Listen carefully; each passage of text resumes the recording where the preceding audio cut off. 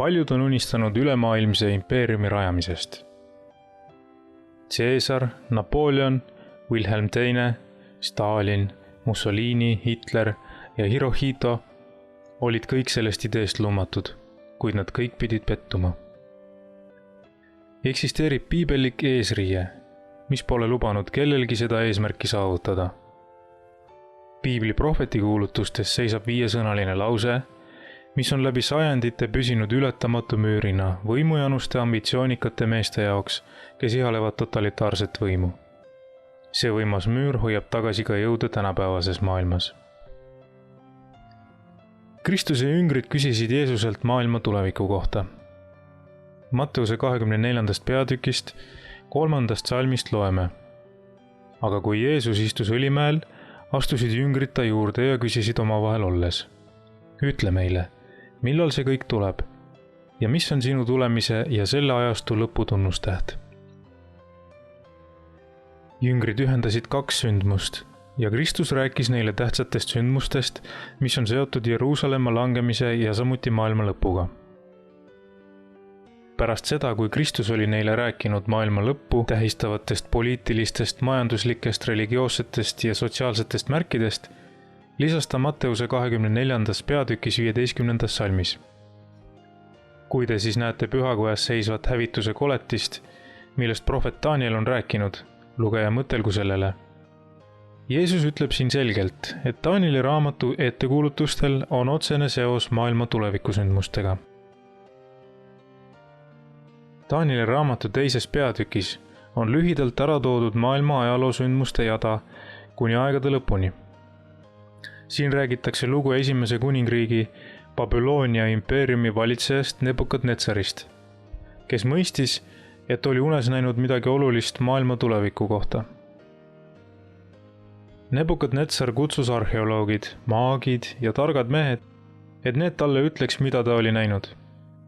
Kuningas mõistis varsti, et need nõndanimetatud targad mehed olid petised. Nad ei suutnud talle midagi öelda. Ka täna teevad paljud sama vea, mis Nebukadnetsar, kui otsivad tulevikust teada saamiseks abi astroloogidelt ja teistelt nõndanimetatud tarkadelt, selle asemel, et uurida Jumala sõna. Nebukadnetsar mõistis, et need parasiidid olid teda tüssanud.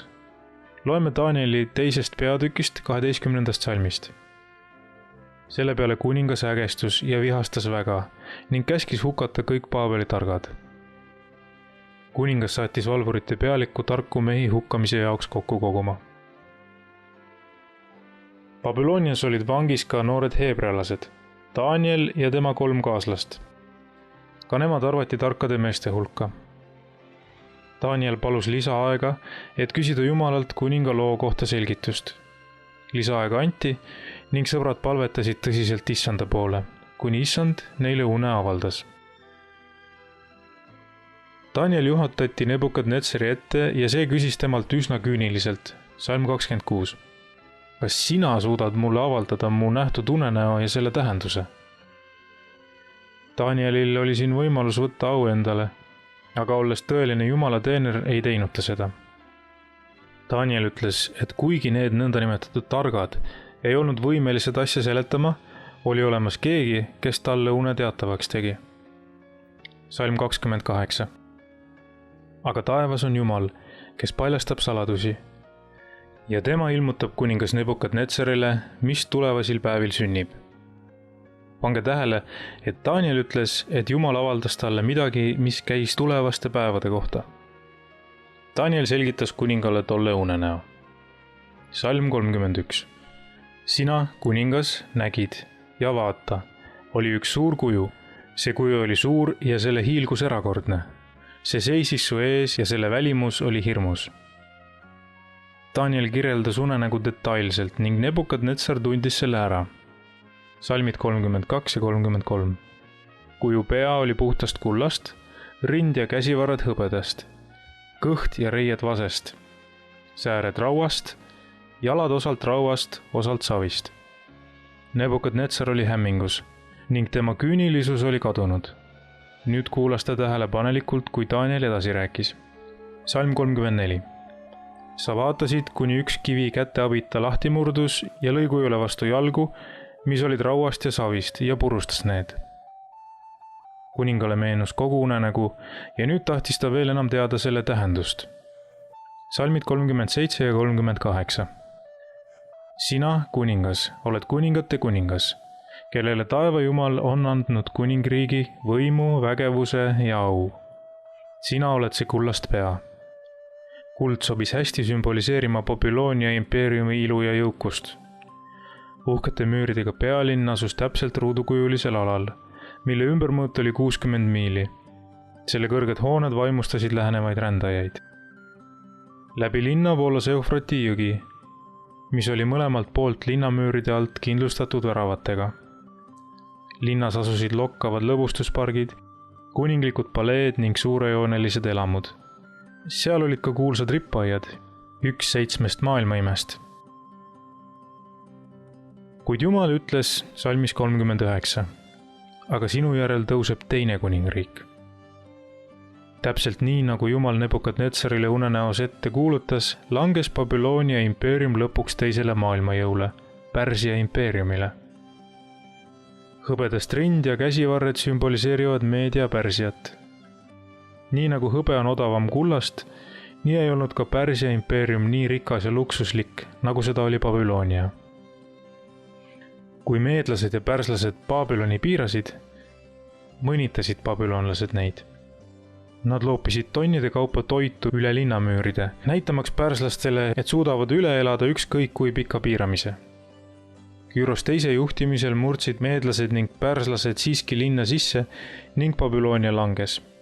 39. salmi viimases osas räägitakse 3. kuningriigist. Ja veel 3. kuningriik, Vasest, mis valitseb kogu maa üle.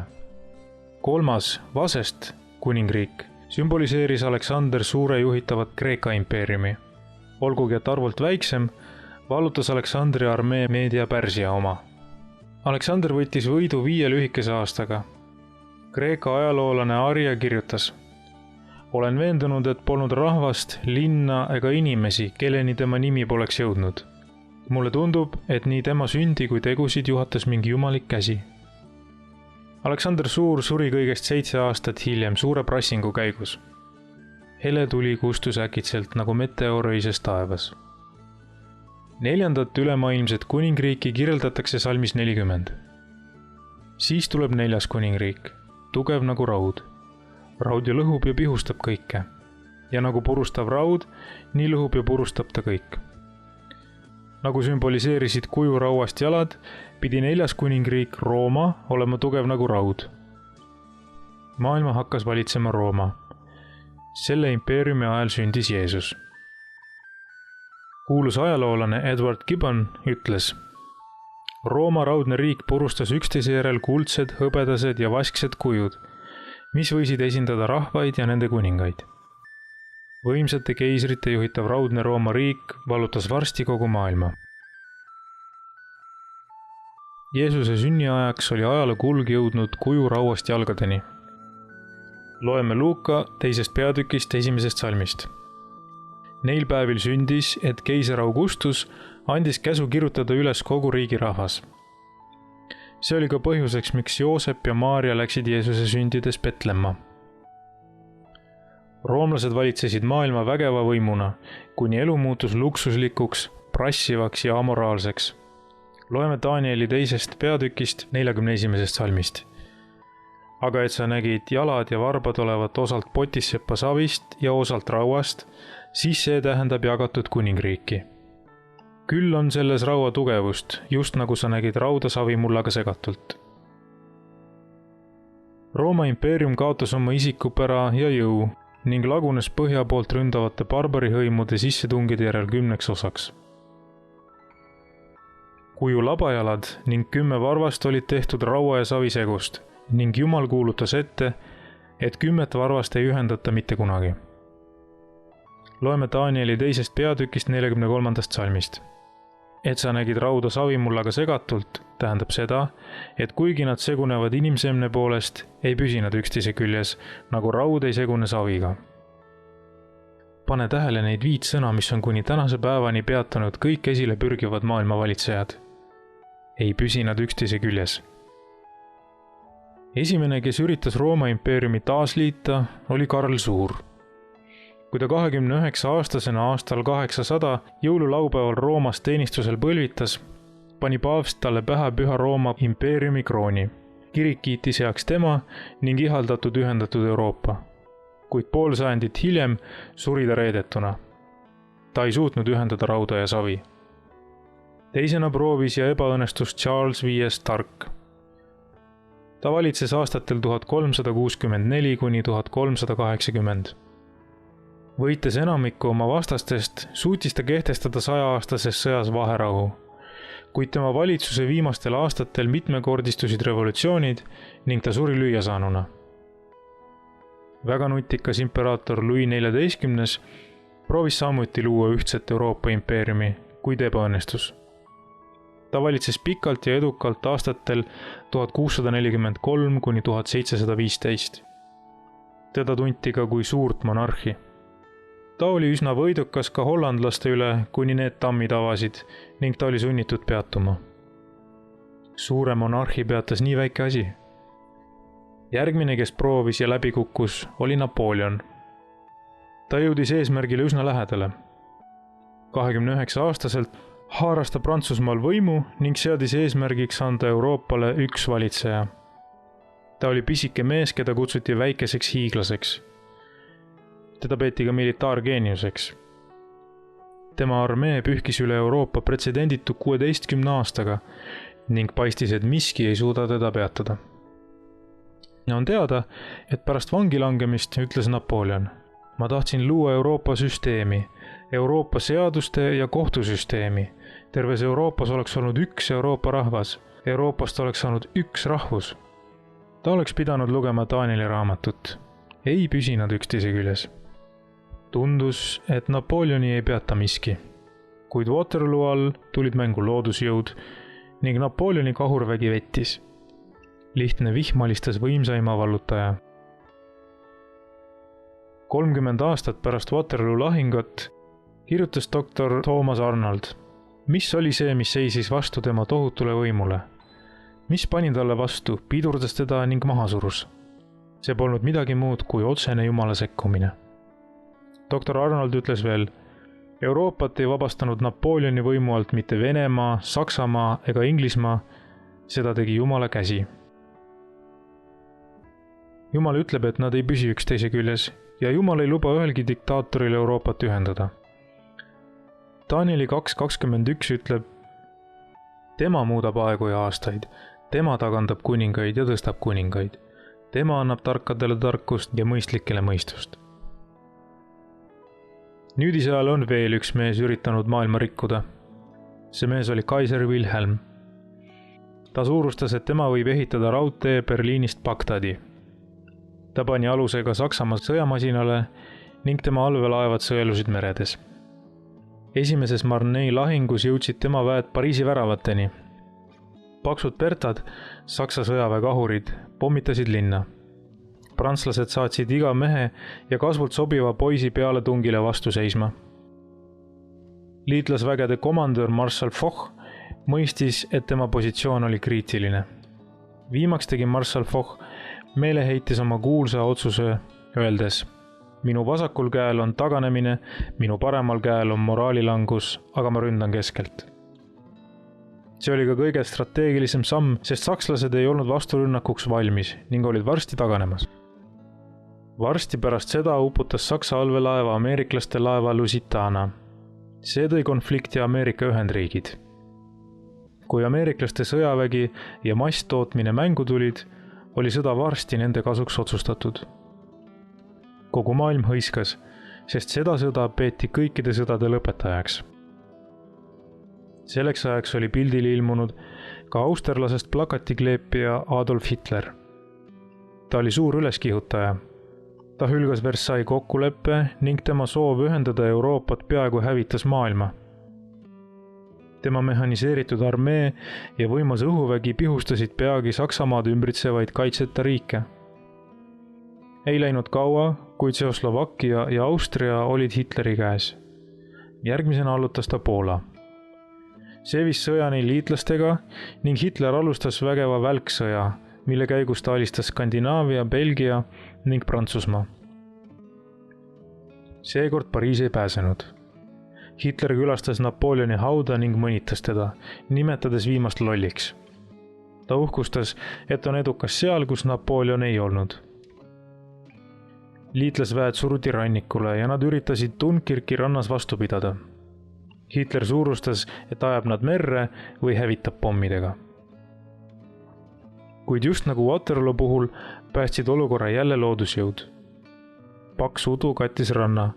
Suurbritannia poolselt kaldalt saadeti teele viimanegi paat ning armee evakueeriti. Hitleri relvad ja lennukid ei suutnud paksus udus midagi teha. Sel ajal pidas Winston Churchill meeldejääva kõne, kus ta ütles: võitleme tänavast tänavasse ja majast majasse. Nende suurte sõnade taga aga ei olnud paraku relvi, millega võidelda, kuid näib, et Hitler jäi teda uskuma. Siis saatis Hitler oma võimsa armee Venemaale. Oma suureks üllatuseks kohtasid Saksa liidrid seal tohutut vastupanu. Hitleri sõjavägi hajus Venemaa külmunud tühermaadel. Saabus ka Venemaa 50 aasta külmim talv ja tuhanded Hitleri mehed külmusid surnuks. Järjekordselt olid kaotuse taga loodusjõud. Nii väikesed asjad nagu lumehelbed aitasid Venemaal Hitleri armeed lüüa. Hitler oli jumalat trotsinud ning pidi nüüd maitsma oma tegude vilju. 1941. aasta märtsis oli ta kuulutanud: minu rahvale, me ei vaja jumalalt midagi. Me ei palu temalt muud, kui et ta meid rahule jätaks.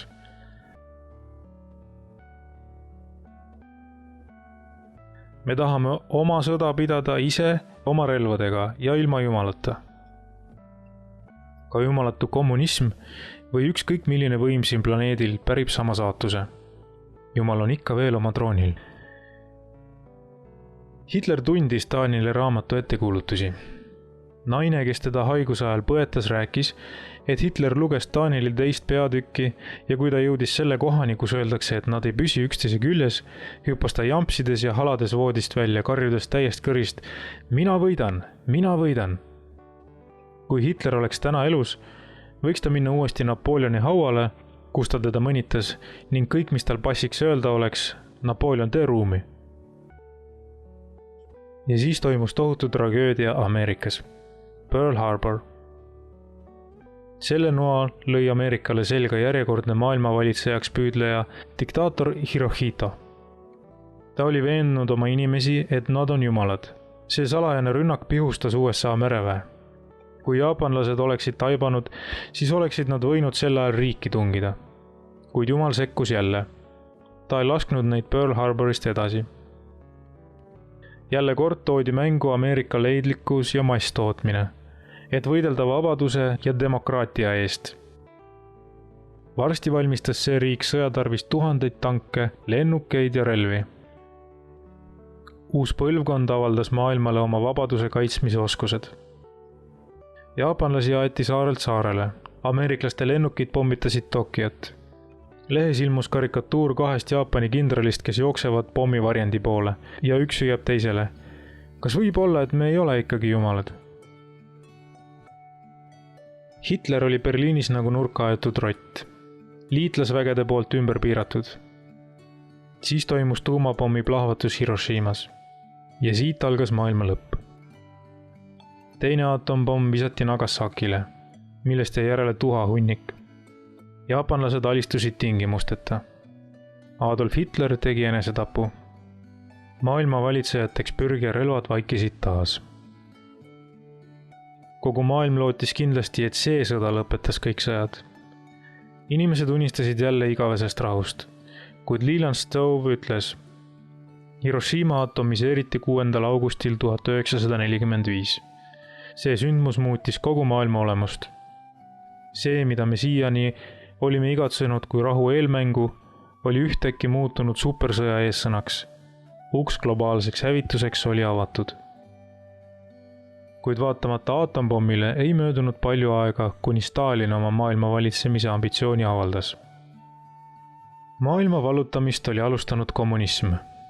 See võttis Balti riigid, Poola, Rumeenia, Albaania, Ungari, Bulgaaria, Tšehhoslovakkia, osa Koreast ja Indo-Hiinast ning viimase kommunismikindlusena seisab võimas Hiina. Kuid Stalin suri. Ta on kaotanud kõik helged mälestused ning imetleva jumaldamise, mis talle kunagi Venemaa rahvaste poolt osaks sai. Kuigi tuumateadlane Dr. Yuri ütles, teadlasena ütlen, et enam kunagi ei tohi olla sõda, on see siiski reaalsusest kaugel. Rahvusvaheline pinge kasvab pidevalt. Armageddoni lahing paistab olevat silmapiiril. H.G. Wells on öelnud, Euroopa komistab uute koledate komplikatsioonide otsa ja valmistab veelgi kolossaalsema Armageddoni. Jumala prohvetlik sõna avaldab, et see viimane konflikt saab olema ida ja lääne kuningate vahel. On kahju, et inimesed ei usu Jumala sõna. Nad ei saa maailma valitseda sõja kaudu. Jumal ütleb, et Rooma impeeriumit ja Lääne-Euroopat ei saa enam kunagi ühendada. 5 võimsat sõna pühakirjast ei püsi nad üksteise küljes, määrab läbikukkumisele kõik katsed maailma vallutada. Jumal avaldas Danielile Danieli raamatu 2. peatükis, et kuigi ükski inimesest maailmavalitsejaks pürgija ei ole edukas, ühendatakse kõik rahvad lõpuks Issanda Jeesuse Kristuse valitsuse alla. Prohvetikuulutus Danieli 2. peatüki 44. salmis ütleb, aga nende kuningate päevil püstitab taeva Jumal kuningriigi, mis jääb igavesti hävitamatuks ja mille valitsust ei anta teisele rahvale. See lõhub ja hävitab kõik need kuningriigid, aga ta ise püsib igavesti. Daniel avaldab, et kivi, mis lõhkus kuju, sümboliseerib Jeesust Kristust, ajastute kaljut. Leland Stove ütles, inimkonnale on antud ajapikendust, aga see armuaeg on hirmuäratavalt lühike. Jah, kulla sõber, aega on vähe. Jeesus Kristus tuleb väga varsti taevast, et valitseda kõiki rahvaid ühe lipu all. Ta tuleb kui kuningate kuningas ja isandate isand, et rajada igavene rahu ja auriik. Kogu maailm on siis ühendatud armastuse lipu alla. Milline imeline päev saab see olema? Elame täna ettekuulutuse kuju varvaste ajajärgul. Ajalugu on oma tee ära käinud. Thomas E. Murray tuumaenergia komisjonist ütles, nii palju kui meie teame, siis võib see olla Jumala hoomamatu ja mittemõistetav tahe, et 20. sajand oleks inimkonnale lõpuajaks. Aga meie elame praegu 21. sajandil. Ja, käimas on maailma lõpuaeg. Tegelikult elame juba kuju varbaküünte ajajärgul. Kui inimene vaadatakse üle pea laest varvasteni, siis see tähendab, et üle on vaadatud kõik. Seega on ka maailma ajalugu nii kaugel, et edasi pole kuhugi minna. Järgmine auline sündmus saab juba olema Kristus ja tema tulemine. Piibel ütleb, et elame oma issanda tulemise ajal. Järjest enam inimesi üle maailma veendub, et Kristuse tulek on ukse ees. Inimesed on üritanud maailma ühendada, nad on üritanud teha rahu, kuid väeti inimene ei suuda meie maailma probleeme lahendada. Kristuse tulek on lahendus meie vajadustele. Kas sina oled valmis Kristuse tulekuks?